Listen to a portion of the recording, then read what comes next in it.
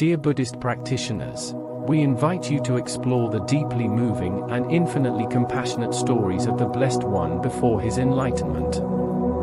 Story 1: The Buddha's Acceptance of Poisonous Mushrooms. The Buddha accepting his final meal from Kunda. Illustration. The Buddha accepting his final meal from Kunda. Illustration. Kunda, or Thuan-die, was a blacksmith, and he held great reverence for the Buddha. So, when he learned that the Buddha and his disciples were coming to Kunda's residence in Korthai-na, he earnestly requested the Buddha's permission to offer him a meal. With utmost sincerity, he carefully prepared a sumptuous feast, including dishes of various tastes, and notably, a delicious mushroom porridge made with milk. At that moment, the Buddha instructed Kunda that this mushroom porridge was meant solely for him and should not be offered to anyone else. The remaining porridge should be buried. The Buddha knew that no one, whether in the heavenly realms, human realm, or the realm of spirits, Samon, Ba-la-mon, or anyone else, could digest this food except for himself. Through this, we learn a profound lesson from the Buddha's boundless compassion, that he always accepted danger upon himself and bestowed what was wholesome upon his disciples. After some time of consuming that meal, the Buddha fell seriously ill, displaying symptoms of dysentery and intense suffering. However, the Supreme Being remained mindful, alert, patient, enduring the pain with fortitude. The Buddha foresaw everything, knowing that this was the karmic condition for his entry into Nirvana. The meal offered by Sujato to the Tathagata before the accomplishment of his path, and the meal offered by Kunda before the Tathagata's Nirvana, both meals are equally meritorious, yielding equal results, and most precious, surpassing all other offerings.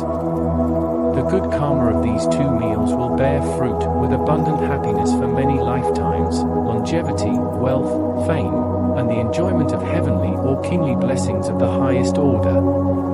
Furthermore, the Buddha later instructed the Venerable Ananda that if anyone had doubts or concerns about the meal being problematic, he should explain it in the same way to clear Kunda of blame and dispel suspicions regarding the four assemblies. Moreover, the Buddha knew that in the age of the degeneration of the Dharma, there would be misconceptions and wrong views. Specifically, the belief that a practitioner who falls ill cannot attain enlightenment and that an enlightened one cannot fall ill before shedding the mortal coil. The final meal served by the Buddha was also a karmic opportunity for him to manifest illness and dispel these misconceptions among sentient beings, teaching them that being ill doesn't mean one cannot attain enlightenment, and being enlightened doesn't mean one cannot experience illness. Story 2: Venerable Ananda and the Muddy River Water Bowl. After leaving Kunda's house, the Buddha proceeded to Kusinara. Feeling tired and in need of rest, the Buddha instructed Venerable Ananda to spread his robe for him to lie down and to fetch water from a nearby river. As 500 horse-drawn carriages passed through the river, the water became muddy and turbulent. Venerable Ananda, noticing this, hurried to another stream to fetch purer and clearer water for the Buddha. However, for the second and third times, the Buddha instructed Venerable Ananda to fetch water from the same river. Obediently, Venerable Ananda complied. Upon returning to the river, he was amazed. How miraculous, how extraordinary, the divine grace and power of the Tathagata. This once muddy, turbulent stream, upon my arrival, has become clear, calm, and no longer muddy. From this, it is evident that the Buddha manifested this circumstance to affirm that an enlightened practitioner, even if afflicted by a serious illness, does not diminish their virtuous capabilities, nor does it affect the capacities of the mind. This is a remarkable display of the Buddha's teaching, dispelling doubts and purifying the mind of Venerable Ananda and all sentient beings, preserving their faith even in the face of illness. Story 3: The Buddha's Compassion until his final moments. The Buddha was the master of all, and everything about him was exceedingly exemplary and perfect. His entire life was dedicated to the well-being and guidance of all sentient beings. Throughout his 49 years of teaching and guiding sentient beings, the Buddha's daily schedule was divided into 5 periods: morning, mid-morning, early evening, mid-evening, and late night. Every morning, the Buddha used his divine eye to observe the world to see who had the karmic conditions for him to offer guidance.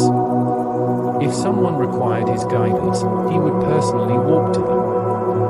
In special cases, the Buddha could use his supernormal powers to reach those individuals, as exemplified by the story of his guidance of Angulimala, a notorious bandit who transformed into a virtuous and ordained monk. Afterward, the Buddha would take a meal around midday, according to the circumstances. During the midday period, the Buddha would rest and recuperate his energy. Then, he would dedicate his time to instructing distant bhikkhus who came to him seeking guidance. In the afternoon, around 3 p.m. to 6 p.m., the Buddha would address questions and doubts from kings, ministers, and common people alike, as well as those who desired to meet him and seek his teachings. The early evening period, from 6 p.m. to 10 p.m., was reserved for the bhikkhus who resided close to him. The mid-evening period, from 10 p.m. to 1 a.m. or 2 a.m., was when the celestial beings such as devas, yakshas, and celestial kings would come down from their realms to request guidance from the Buddha. The late night period, from 2 a.m. to around 5 a.m., was divided into 4 parts. From 2 a.m. to 3 a.m., the Buddha engaged in walking meditation. From 3 a.m. to 4 a.m., he rested his body and composed his mind. From 4 a.m. to 5 a.m., the Buddha entered deep meditation, radiating loving kindness to all beings to soothe their minds. After that, he observed the world to identify those with the karmic conditions to receive his guidance. Through the Buddha's daily schedule, we can see that his entire life was truly one dedicated to guiding sentient beings. Every moment, he worked for the benefit of others. The Buddha was a remarkable being, living each day in peace, entirely devoted to the welfare of all sentient beings. Even in the moments leading up to his attainment of Nirvana, he remained compassionate. In those moments just before the Buddha's entry into Nirvana, there was an external ascetic named Tu-Bat-Da, 120 years old, who earnestly desired to meet the Tathagata. Fearing that the Buddha might be tired, Venerable Ananda and the monastic community tried to prevent him from entering. The Buddha, perceiving the sincere intentions of Tu-Bat-Da, granted him permission to enter. Answering Tu-Bat-Da's questions, the Buddha delivered concise teachings in line with the Dharma of the time. Tu-Bat-Da deeply absorbed the Buddha's words, etching them into his heart.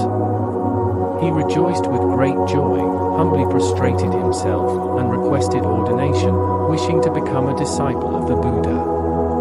Tu-Bat-Da lived a solitary and peaceful life, without defilements, dedicated, diligent, and shortly thereafter, he attained the realization of the Arhat, no longer subject to the cycle of birth and death.